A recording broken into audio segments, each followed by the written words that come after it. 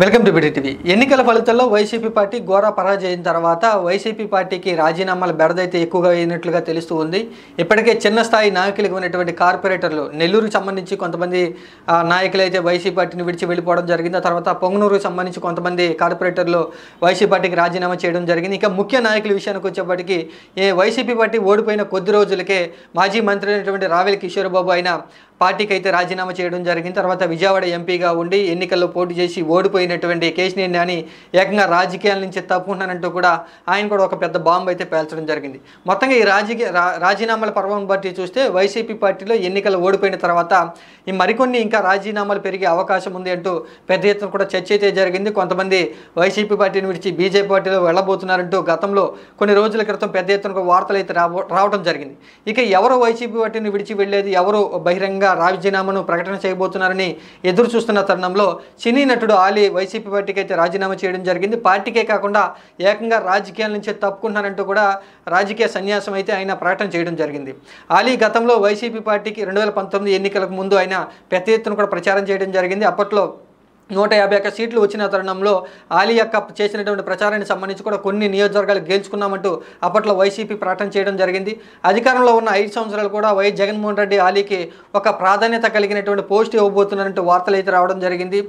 రాజ్యసభ ఇవ్వబోతున్నారు, ఎమ్మెల్సీ ఇవ్వబోతున్నారంటూ గతంలో వార్తలు అయితే రావడం జరిగింది. కానీ ఆ 2 పదవులు కాకుండా ఆలీకి అయితే YS Jaganmohan Reddy electronic media సలహాదారుడిగా ఒక పోస్ట్ని అయితే ఇవ్వడం జరిగింది. ఇది నామమాత్రపు పోస్టు అంటూ ఆయన అప్పట్లో కొంత అసంతృప్తిగా ఉన్నారు. అందుకనే పార్టీ కార్యకలాపాల్లో పాల్గొనట్లేదంటూ అప్పట్లో వైసీపీ పార్టీకి సంబంధించి కొన్ని వార్తలు అయితే రావడం జరిగింది. ఆయన మరికొద్ది రోజుల్లోనే రాజీనామా చేయబోతున్నారంటూ కొన్నాళ్ళ వరకు కూడా చర్చ అయితే జరిగింది. ఇక 2024 ఎన్నికల విషయానికి వచ్చేప్పటికీ ఎన్నికల సమయంలో ఆయన ఎమ్మెల్యేగా ఎంపీగా పోటీ చేసేందుకు ఆసక్తి చూపిస్తున్నారు. వైఎస్ జగన్మోహన్ రెడ్డితో చర్చలు జరుపుతున్నారు.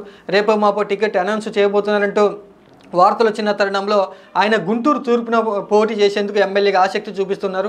ఆ సీటు గురించే పట్టుబడుతున్నారు. వైఎస్ జగన్మోహన్ రెడ్డి ఇస్తారా లేదా అంటూ ఎదురు చూస్తున్న తరుణంలో ఆలీని అయితే వైఎస్ జగన్మోహన్ రెడ్డి పక్కన పెట్టడం జరిగింది. ఇక ఎన్నికల్లో టికెట్ దక్కపోవడంతో ఆలీ పూర్తిగా వైసీపీ పార్టీకి అయితే దూరంగా ఉంటూ ఉన్నారు. ఆయన ఎన్నికల్లో ఎమ్మెల్యేగా రాజ్యసభ లేకపోతే ఏదైనా సరే పదవి, కీలకమైనటువంటి పదవి వస్తుందని ఆశించినటువంటి ఆలీకి వైసీపీ పార్టీలో న్యాయం జరగలేదనేటువంటి ఒక భావనతో పూర్తి స్థాయిలో ఆయన పక్కకు వెళ్ళిపోవడం జరిగింది. ఈ రీసెంట్గా జరిగినటువంటి ఎన్నికల్లో ఆయన ఎక్కడా కూడా వైసీపీ పార్టీ తరఫున ప్రచారం అయితే చేయలేదు. ఇక ఎన్నికల ఫలితాల్లో వైసీపీ పార్టీ ఘోర పరాజయం అయితే పాలైంది. ఆ తర్వాత కూటమి అధికారంలో రావడం జరిగింది. ఇక ఆలీ యొక్క భవిష్యత్తు ఏ విధంగా ఉండబోతుందని ఒక చర్చ వస్తున్న తరుణంలో సడన్గా ఆయన మీడియా ముందుకు వచ్చి నేను వైసీపీ పార్టీకి రాజీనామా చేస్తున్నాను, పార్టీకే కాకుండా ఏకంగా రాజకీయాల నుంచి తప్పుకుంటానంటే కూడా ఒక వీడియో అయితే విడుదల చేయడం జరిగింది. మొత్తంగా కనుక చూసుకుంటే ఆలీ వైసీపీ పార్టీ మీద, పార్టీ అధినేత వైఎస్ జగన్మోహన్ రెడ్డి మీద అలకపోని వ్యతిరేకత వినిపిస్తూ కూడా ఆయన పార్టీకి రాజీనామా చేసినట్లుగా తెలుస్తూ ఉంది.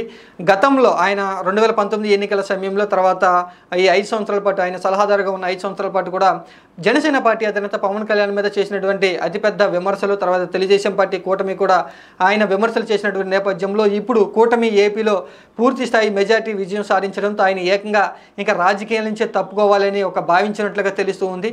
కూటమి వైపు కాకుండా ఏ పార్టీ వైపు కూడా వెళ్ళకోకుండా ఆయన ఏకంగా రాజకీయాల నుంచే తప్పుకుంటే బాగుంటుందని ఒక ఆలోచనకు వచ్చి రాజకీయ సన్యాసం తీసుకుంటున్నానని ప్రకటన చేసినట్లుగా తెలుస్తుంది.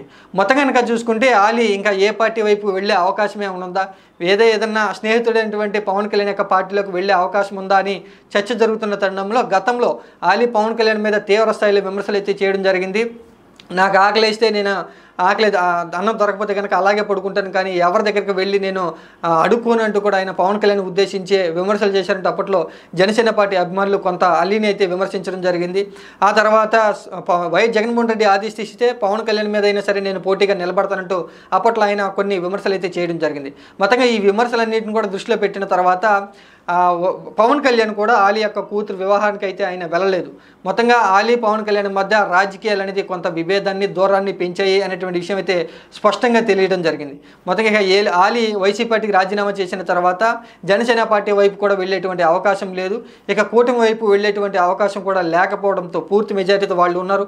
ఒకవేళ ఆ పార్టీలోకి వస్తామని చూసినా కూడా వాళ్ళు స్వీకరించేటువంటి పరిస్థితులు లేవు. కాబట్టి ఏకంగా రాజకీయాల నుంచి తప్పుకోవాలని ఆలీ నిర్ణయం తీసుకున్నట్లుగా తెలుస్తుంది. సినీ పరిశ్రమలో అలరించినటువంటి ఆలీ అయితే రాజకీయాల్లో నిరాశపరిచారని చెప్పుకోవచ్చు. అలాగే ఆయన నిరాశపరిచారనే కంటే అధికారంలో ఉన్నటువంటి వైసీపీ పార్టీ ఆలీని నిరాశపరిచింది కాబట్టి ఆయన ఏకంగా రాజకీయాల నుంచి తప్పుకుంటున్నారు అనేటువంటి విషయం అయితే స్పష్టంగా తెలుస్తుంది.